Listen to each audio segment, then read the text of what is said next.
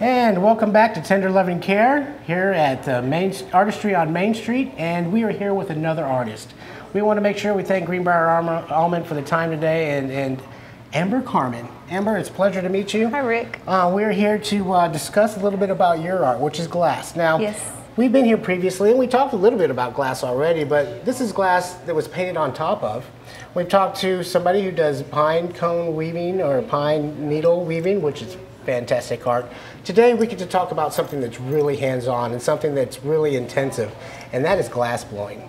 Tell us a little bit about yourself. Where are you from? How old are you? And we'll get into your art here in just a few minutes because we want to know a little bit about you too before. Okay. My name is Amber Carmen. I grew up in Arkansas, in central Arkansas. My family still live there. And I've traveled around the United States a bit, and I'm an outdoor enthusiast. And I somehow at one point figured out I would like to be a glass artist. I didn't know how to make that happen. Yeah.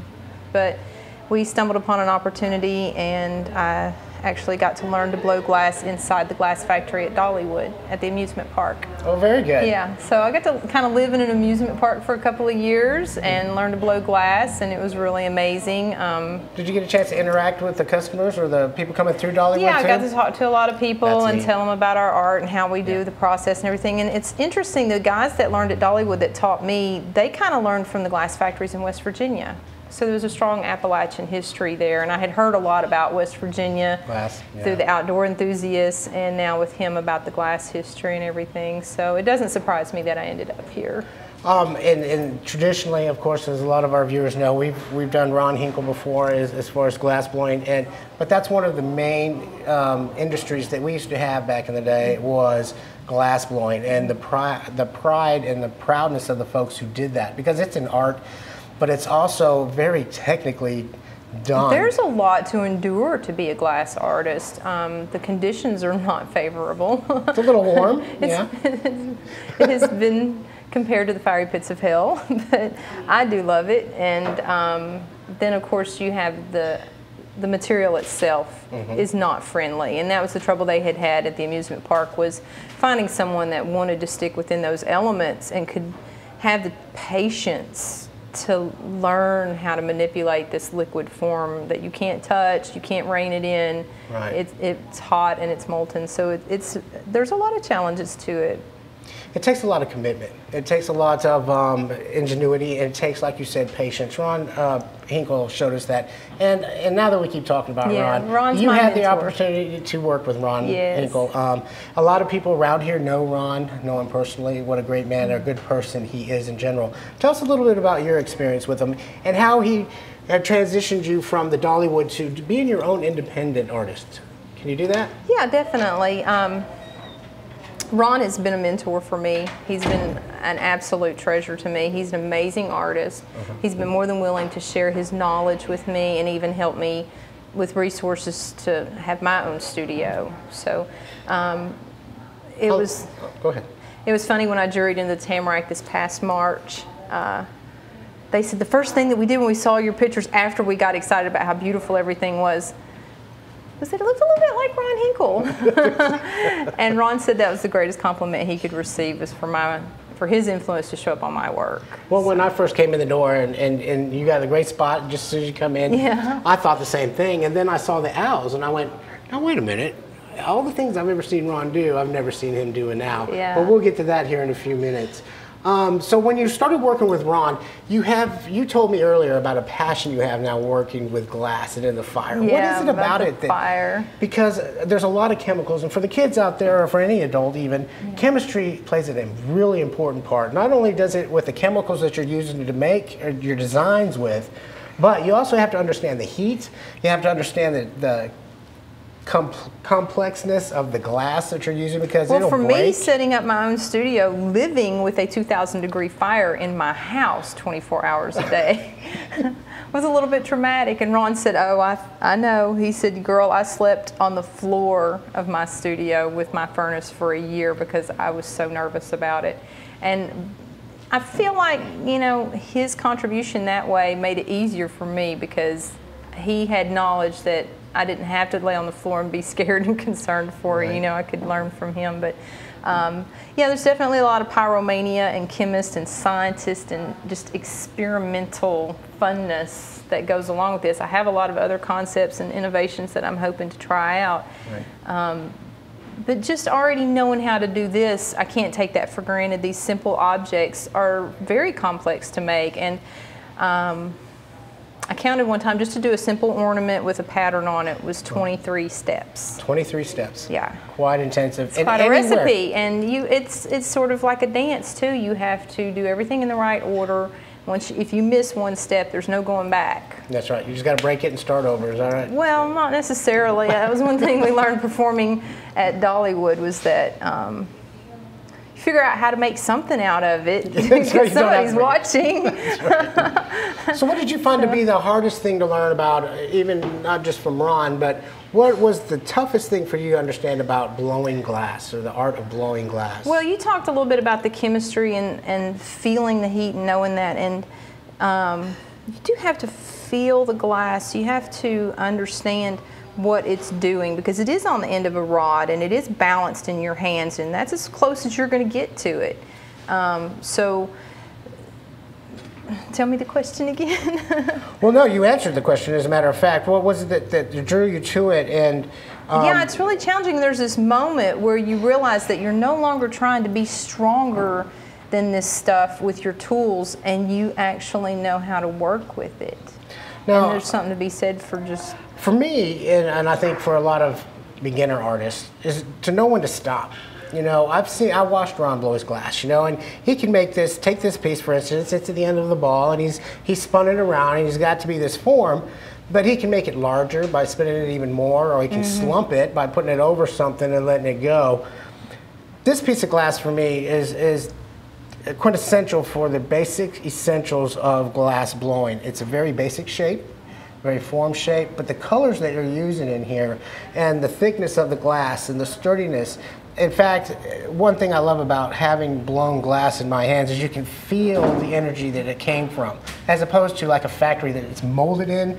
You know, and you can feel where the metal squoes it on those pieces. You can, and if you feel the inside of it. Tell me a little bit about this piece. I love that you can feel it that way, because most people, you know, oh, it's a bowl. But it's a bowl. Knowing when to stop is a big deal, because I know I made this bowl, and I know when I made this bowl that I said, God, it's so smooth. It's so smooth and even around here. And when you hold it in your hand, it's really not, is it? No. You can feel on the back of it where the bubble was different here than it was there. But when you set it on the table, it looks like a round, even, smooth bowl, and it really is not that easy to achieve. Well, so I could have ruffled it like one of these. But you're right, I knew when to stop, because it wasn't going to get any more straight and even than I'll start to draw, and I'm a terrible drawer, but I never know when to stop. And a lot of artists, they don't, I think they find when to stop. They know when that piece is done, and it's done. There's that perfectionist, that's what makes you an artist, is that perfectionist, and the perfectionist says we must keep perfecting it, and then there's that other part of you that has to say, no, it's time to stop and let it be. And glass, unlike the drawing, it will stop you. It's going to come to a point where there's no more proceeding with it, and you can. Something else I love about this, Amber, is how great the lines are in here. They're all symmetrical. You really. You know, there's other pieces, like for instance in this one, it's got more of a twirl to it, well, especially with the white. Was more dense, so it changed the way everything else behaved. Now, how long does it take for you to learn how to do that? Is that special, or does it just come natural to some people? To me, it's not easy to learn that, because when you blow that first bubble, if someone comes in to learn it, then they almost always blow too much the first time, and you have a little bit of material on there and it expands too much and it crumbles under its own weight, and you just have like these cellophane pieces of glass on the floor. And the different colors do react differently. And I know from working with the material that this white color is going to keep moving longer after the red color has lost the heat and it's starting to freeze up. So I know to stop blowing on it. Even though part of it wants to move, I can feel that only part of it is moving. And I know to stop, or I'll get these bulges where the white wants to keep going. And that's kind of what it's not what you're feeling on this bowl, but on other pieces you would feel that in particular. Yeah, and we're going to talk about other designs that you've got going there in a few minutes, but something else that I really enjoy about a hand-blown piece of glass is if you were to buy this at a regular store, for instance, and it was a molded piece, this would be all perfectly even and round and measured out to the 16th of an inch or the thousandths of an inch. This one, the lip is broader on one end than the other. It's not odd. It's fantastic because that's how you know. And if you look at it from a head-on view, you can see the difference in there, and you're not going to get that from China. Yeah, and I didn't even notice that you had this. And those are the things that make my artist want to perfect that. No, it must be smooth like this one. But no, it doesn't, because somebody loves the humanity that shows up on that. Oh, sure, and you can feel it. And actually, I didn't until you put that. Didn't feel. I gotta feel the glass. I don't know what it is. I know. I love to touch it. I'm sorry, I never honey, get but I enough gotta feel the glass.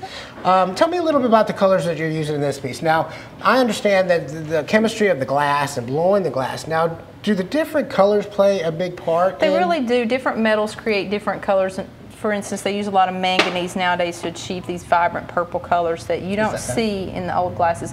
And if you go back and look at Blinko and some of that historical collectible glass, it's really vibrant colors where they've melted a solid color glass. They've got the yellows and they've got the purples. Well, that was before they found out a lot about how toxic some of this stuff can be. So there's some of that glass can be really collectible because of the color that it is. So cobalt is a very traditional color. It's one of the first things that man found that would change colors. You know, you see in a lot of porcelain and antiques and stuff. It's been around forever. And then this one has that same white in it. And is it got a white or is it like a gold? I guess the gold's the iridescence that I'm seeing. Yeah, you see the iridescence. The colors that I put on this are tea, and the white that I used, I think, is actually an ivory. And it's just 3 colors on there. And then at the end of it, we spray it with this spray that we used to call Magic Sparkle Juice. People are like, why did you put on that? And it just makes it iridescent. It's a titanium solution. How it does that? Yeah, it's titanium suspended in alcohol. Very good. I was looking to see, is that, no, that's just the tin mark. I was wondering, I was looking for your signature. This is, what do they call that little ball? The punchy mark is where the metal pipe was stuck on the end of it when I finished it. And you cut it off, yeah. Yeah.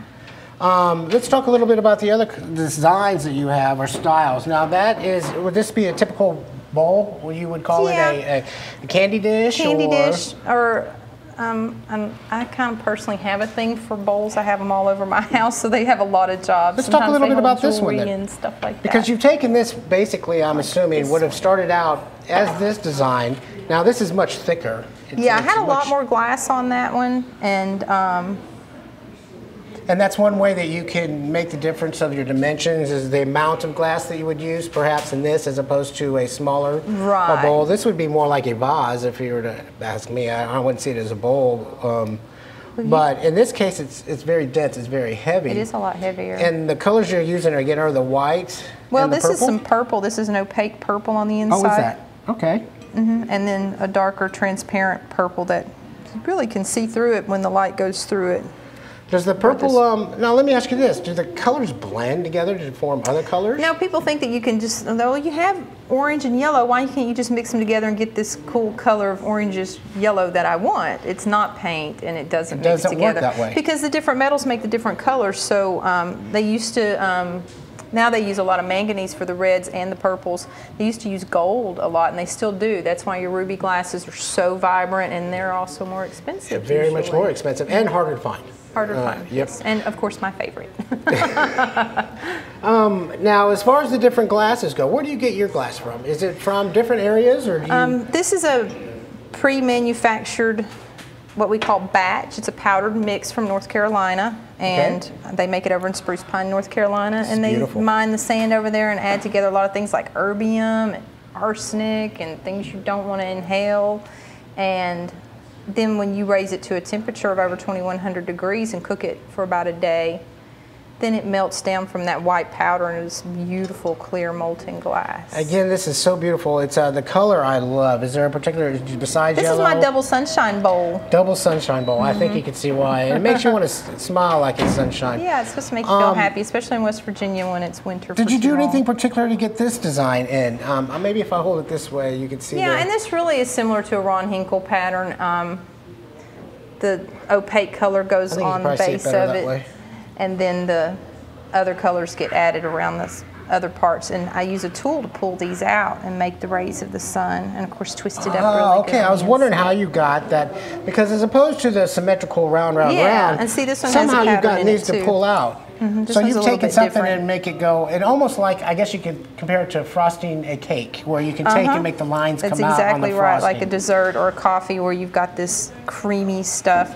And it's sort of like that once you have this gather of molten clear glass on the end and you pick up those colors, depending on how you lay them out on the table as you roll the glass across it, then you come back and use a tool to make patterns. And the colors, they just float on top of the clear. So is that it? Okay. Yeah.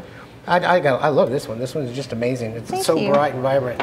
I love the design on this one, the way you've done that. So as you go along, I love making bowls. They're my favorite because you get them, you know, it's not just a bubble. Once you get it on the end and it's opened up and you put it back in the fire, then this part starts to get really hot and you're spinning it open like a girl's skirt with centrifugal force, and that's how you can get all these wild, crazy shapes too. And that's why it's also really hard sometimes to keep it straight and even and smooth. Well, and you know, and opposed to, there's a lot of people who know Chihuly is. If you don't know who that is, he's another glass blower, but he does really elaborate types of bowls. But he really huge spins. Installations of a lot of places. Oh yeah, and, I mean, some malls are tens of millions of dollars for these things, but they're huge bowls. But the difference is they're very odd shaped. They're very blown out. Very it allows them extravagant. to take their natural form, and how the pattern is applied to it at the beginning. They already know that that pattern's going to cause it to act a certain way. So you know, if he wants it to be a little bit more like it has these points coming out, then you know, you just pull on that more and it makes that more dramatic. But you got to have the skill and talent to know how far to pull that without destroying the whole piece. Yeah, and he's working in very large teams of glass workers too, with a lot of people. Not that he does all of the work by himself. So you can imagine 23 steps for one individual to make an ornament with a pattern on it. Right. He's got these guys that they have 23 steps each, and there's like 5 or 6 Why don't you give us, just so for anybody who's not aware, what are the first 10 steps of blowing glass? Besides having your blowing fire, you got a 2,000 degree Once you fire. create the university, you can have a little corner of it to have your glass shop in, where everybody will leave you alone. We have seen where he takes the glass. Now, he had told me he used to get old marble glass from the old marble factories. I think he used to get some old Blinko glass. Seen some amazing stuff that other artists are doing with the recycled glass, and I'm recycling old glass from Fenton as well. I don't have any here with me today, but some really incredible things you can do with glass because the material itself, I mean, you know, even recycling bottles, the type of glass that we do is not conducive with recycling glass bottles, but then you have people that are innovating technologies to be able to do that. To do the recycled glass. Yeah. And that is something I was going to go along with, because in our show we like to talk about recycling. In fact, our last artist is taking glass and redesigned it, so to speak, by putting her own art on it. There's recycling going on with the pine cone, or the pine needles. So you're taking old things, bringing it back, and making it new. And something that we have been noticing a lot of is the recycling of the old glass. But if you're not aware, like at our very own dump station, you can't use but one type of glass. But there's many other types of glass. People think it's all the same. Right. And the glass in the windshield of your car is highly technologically different than the glass on the screen of your phone, compared to what we're doing here with completely artistic. I mean, this stuff is for fun. It's for light and color, and it can be functional, but that's not really its initial purpose, I don't think. And when we're going to talk about functionality, and quite honestly, even though my wife would want to use this for a soap dispenser or whatever, that's not what you're buying it for. You're buying it for, in this case, the beautiful design on this. Now, is this form harder to do than perhaps your bowl form? They have their separate requirements, you know. Because this one's more like a blown out, but you're not opening it. Yeah, Is you that really right? have to get ready to do that neck from the very beginning of the piece, and you have to know in your mind when you set out to make something what it's supposed to be, because you can't decide halfway through that it's going to be a bottle with a neck on it if you didn't put a neck on it the first thing, you know. So to take you through the first steps, there's some really crucial points to it all. It's the colors in here. How many different colors do you have in this one? I see one, two, three. Yeah, it has 3 different colors in it, and they do kind of overlap each other, which gives them a blending effect, but they don't mix together. So they really create these separate lines. So you've got a dark purple, a regular purple, or a lighter purple, and then the white. Yeah, and they really kind of, all these patterns sort of start out the same place. getting that colored glass added on there in the right order, and then twisting it around to make those lines. And then you can do whatever you want to the lines. You can drag them like I do with the suns, or you can... And in this case, you've gone symmetrical with this one. It's pretty again, much the straight lines, the symmetrical lines. It wanted to be that way. So you can see the different... Yeah. It's fantastic. And again, and they're similar, but they're different. They're very different. And again, you can just feel the energy. And what I love is that if you notice this one, as opposed to what you would buy anywhere else, this one has the curved neck. The neck's just a little off. This one's a little bit fatter around the neck. This one's a much more straight neck. I mean, it kind of depends on the personality. Well, they all kind of hold the cork in their own way, too. That's true. Even though I think when I'm making them that they're all perfect and straight and that they have the cork opening the same. Let's talk about this form now. This is unique to me because I'm familiar with Ron's stuff. He does the birds, the little birds, the cardinals, penguins, but I've never seen him do it now. No, this was my design before I met Ron, and I've done some snowy owls, and I was doing really browns and trying hard to get them to look natural. Like a let's take a big fluffy bird and figure out how to make something shiny and hard look like a big fluffy bird. Right. So my friend suggested that we try some vibrant colors because to me they're very folk art cartoony looking creatures. They all have their own little personalities. Yes, and, they do. You know, like you have the mama and this is the daddy and he kind of has a furrowed brow, and they're different colors of purple. I didn't notice that, but okay, I'll give you that. Yeah. So I did some vibrant colors because to me they are very folk art and fun, and the snowy owl is really beautiful. How long did it take you to come up with this design or this concept to do? Because now, just going back to some of the stuff we've talked about. I started working glass in 2003, and I'd say the first one of these I produced working on my own outside was 05 or 06. Is that right? Yeah. So 2003, this is basically, considering some artists that have been doing it for decades, you know, and trying to perfect their art, to be able to do it in the short span that you've been able to learn, and obviously you're a quick learner, obviously you're a hands-on learner because you can't do this form of art without being hands-on. Right. This isn't something you can just watch and take on. What makes you figure out the colors you're going to use? Is there a certain color palette that you use? I noticed you've got some really strong colors. Yeah, I do have a palette that I use. I only buy color from one company that's out of Australia, and they make these vibrant colors, and I choose a palette from them. So this like confetti pattern. Now this is very familiar, Ron. Yeah, well, it's coming away from Dollywood really, and they did the end of the day glass. But this has every color that I work with in it. It's just very rainbow of colors. As opposed to just doing 1, 2, or 3 different colors, this one's got a multitude of colors. So you've taken, what, a bunch of different colored glass, conglomerated it all together? Yeah, I mix it together in a tray, and then when I pick it up with the colored glass, or with the clear glass, then it just picks up all the individual colors. Because like I said before, they don't mix together, so they just make little separate dots of color. I just can't get over how wonderful this art is. Thank you. And to be so young, I mean, I don't want to insult you or anything, but a lot of the artists that I've ever dealt with, particularly in a form of art that is very intensive, very complex. Very complex. I mean, when Ron was showing us how he did his, and as you're going to explain it to us with the chemicals, with the chemistry, the math that you have to do, because you can only put a certain percentage of a certain color in there, a certain percentage of glass. To make colors, yeah, and there's a lot to be, even as much as I've seemed to know because I've gotten this far, there's so many things I still want to know. I really want to learn more chemistry and more about how to make my own colors instead of recycling Fenton glass or buying these colors from someone else to melt my own color that I created, that chemistry that made it be that one unique shade of blue or that really vibrant red or something like that. That's one of the things I want to do with my career. Have you ever seen that with any other artists besides Ron? Is there certain artists, we talked about Yeah, I know other artists that they do their own they make their own colors. Anybody that's inspired you to? Oh, there's so many of them. One of the girls that's recycling the Fenton glass is Amber Cowan, and what she's doing is just gorgeous.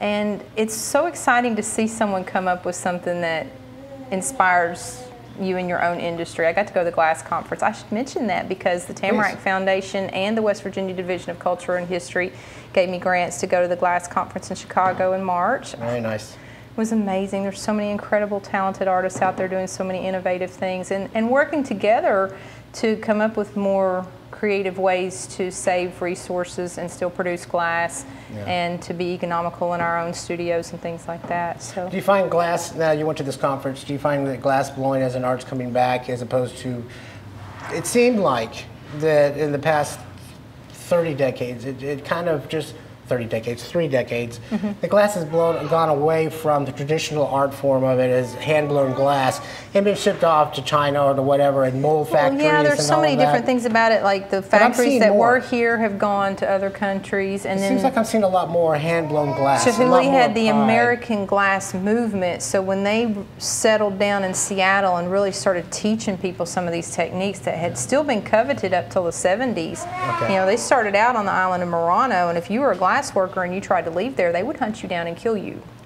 Or you would either bring you back and you would continue to be a glass worker, or your life would end. You were not going to share their secrets. And that sort of strong tradition has kind of followed the glass history all the way to America. So even in the 70s, when these guys were wanting to be artists with this material, there was still a lot of secrets and everything. So once they started coming together as a group and learning more, then they were ready to share that knowledge, and it really made the American art glass movement. I think American citizens are also becoming more aware of it, and more there was a time where Blinko was on the verge because of the expense it costs to make it. As opposed Blinko to has people, barely survived. Fenton's gone. But I think more and more people are appreciating the art and buying the art because it is art. It's not just functionality to it. You know, it's funny, once you take something away, then they come back for it, because the people that come through my gallery that tell me that they collect West Virginia glass, they don't collect glass, they don't collect art glass, they collect West Virginia glass. Well, there's only about 12 of us left that are doing it. Well, West Virginians stick together when it comes to that tradition. They're always about West Virginia. Tell us about where your gallery is, and do you have a website? Yes. Are you trying to shake my hand? No, just use my hands. I do have a website. It's ambersglass.com. Ambersglass.com. I'm on Etsy and Facebook and LinkedIn, and I've been in Huttonsville since 2012. It's a little town between Elkins and Snowshoe. Oh, yes. And I have the building with the post office in it. So if you can find Huttonsville, you can find Amber's Glass. Find Huttonsville, because I assure you, not only is it a beautiful country up there, you're going to see beautiful works of art. Very shiny things. Is there anything you would like to add, Amber? We love having you here. Thank you. We love having you in Buchanan. We love having your art here with us. Thanks. Just a reminder, we are back down here at Artistry on Main for tender loving care. We want to make sure that we thank Greenbrier Armand for the time to use this show to show our artists that we have in not only West Virginia, Huttonsville, all over the great state of West Virginia, and here in Buchanan. We want to make sure that we thank Channel 3 for their time and allowing us to air this show. And with that, I think we'll sign off, Amber. Okay. Thank you. Thank you.